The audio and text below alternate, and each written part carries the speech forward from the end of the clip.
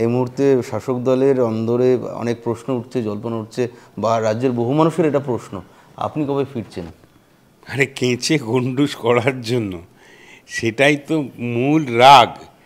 দেখুন, আমার প্রথম, দ্বিতীয়, আরে সেটাই তো হলো কেঁচে গন্ডুস করবার জন্য।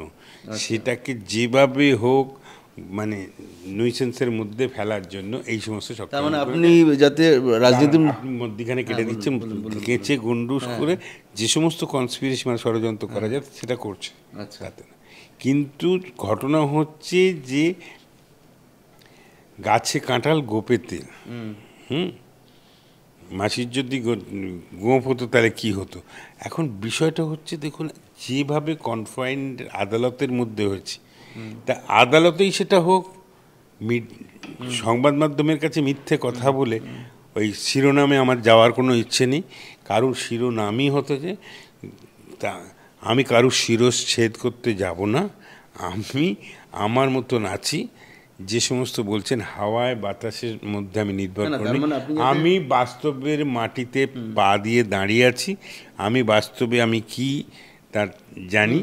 মানে আমার ওই বড় বড় কান নেই যে আমার চোখ দুটো ছোট ছোট হাতির মতন। হাতি যদি জানতে পারতো তার শরীরটা কত বড়, তাহলে প্রলয় ঘটিয়ে দিত।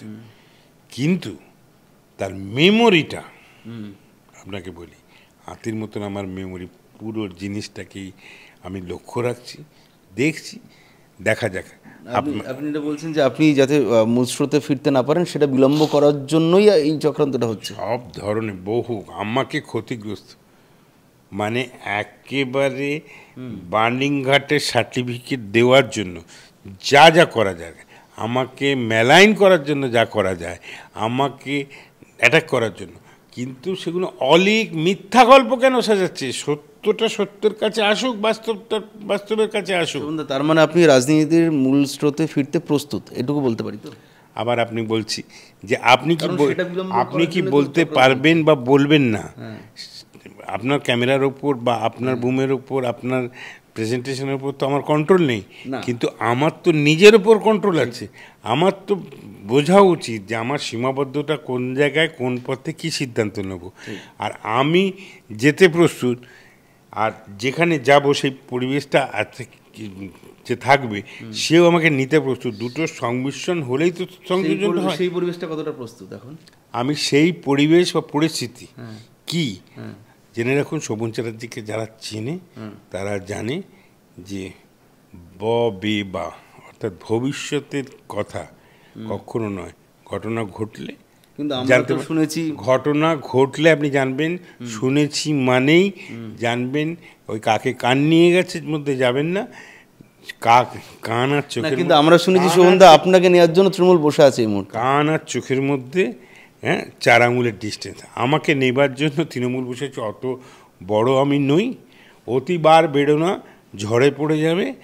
আর অতি নিচু হয়েও না, ছাগলে মুড়িয়ে যাবে। মামলা মোকদ্দমার ঝুট ঝামেলা মিটলেই কি আপনি ফিরছেন? দেখুন, মামলা মোকদ্দমা তো আমার জীবনে 7-8 বছর বহু ক্ষতি করে। ডিভোর্সের মামলাটা মিটলেই কি ফিরছেন? শুনুন, বহু ক্ষতি করে দিয়ে গেছে, এবং পরিকল্পিতভাবে এই ক্ষতিটা করার জন্য যে জাল বিছানো হয়েছিল, আমার মূর্খতা, আমার অন্ধত্ব, আমার বিশ্বাসযোগ্যতাকে মানে প্রশ্নচিহ্নের সামনে ফেলে, যারা যে অ্যাক্টিভিটি করে অ্যাটাক করেছে।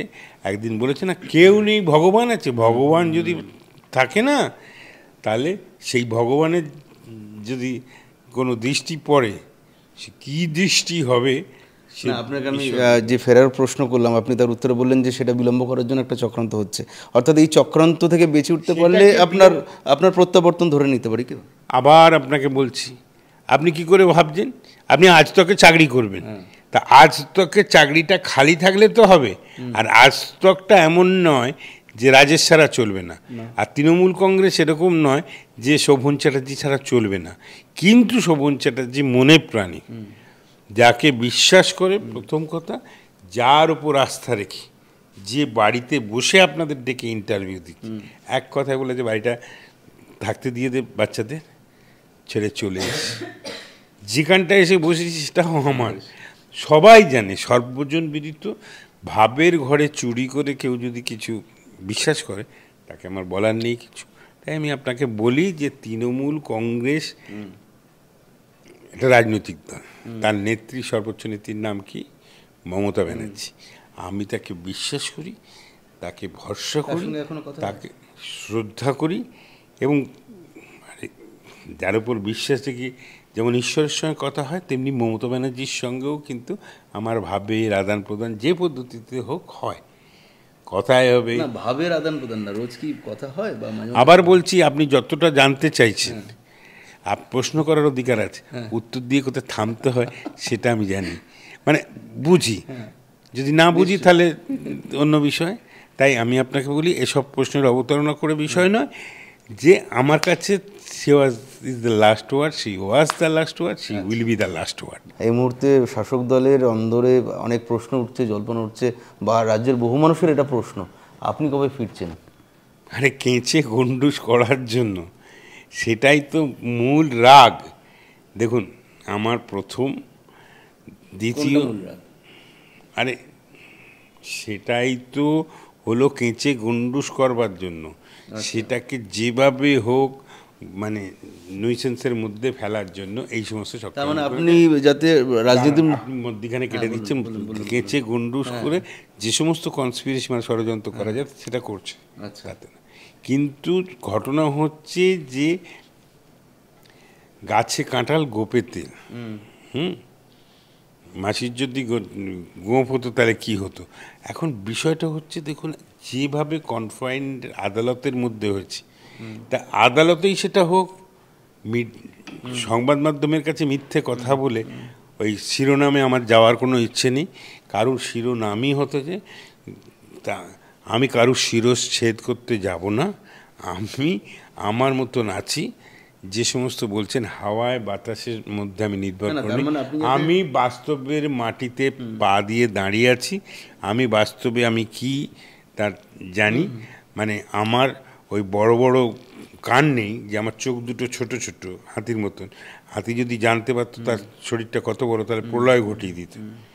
কিন্তু তার মেমোরিটা, আপনাকে বলি, হাতির মতন আমার মেমোরি, পুরো জিনিসটাকেই আমি লক্ষ্য রাখছি, দেখছি, দেখা যাক।